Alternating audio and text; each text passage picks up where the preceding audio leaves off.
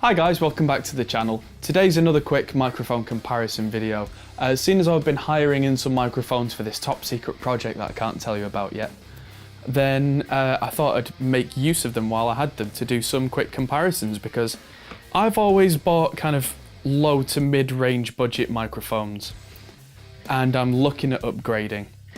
And I'm just doing shootouts between what I have to see what the big difference is. You've already seen the U87 comparison with a Gemini 2 and an MXL Chinese mic. Today it's the turn of the ribbons. Today we're comparing an SE Electronics R1 ribbon, which is the ribbon that I saw the guys at Anderton's TV, like Rob Chapman, though every video they did for a long time had an SM57 on the guitar cabinet and an SE R1. And I always figured, hey, the ribbon gives it a big chunky sound. Sure, great. So that is kind of one of my go-to sounds. So I have SM57s and I have a pair of those R1 ribbons. Now the Royer R101 is a new microphone from Royer Labs. If you know anyone who's into high-end guitar recording, there's a good chance that they'll be shouting from the rooftops about the R121, which is kind of, I don't know about flagship, but it's Royer's most well-known microphone.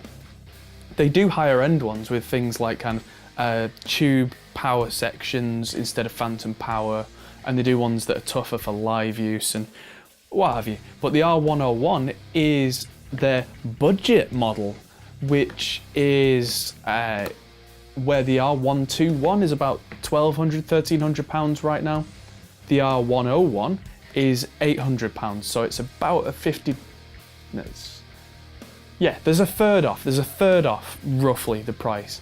But what they consider budget at £800 and what you can currently get an SE Electronics R1 ribbon for £170. So there's a big price difference. Let's just see. This is a quick guitar solo that I did. This is the only recording I had a chance to do, but have a quick listen. This is just the R1 ribbon, just the Royer, and then the SM57 with each one, and then in the mixing context. Have a listen.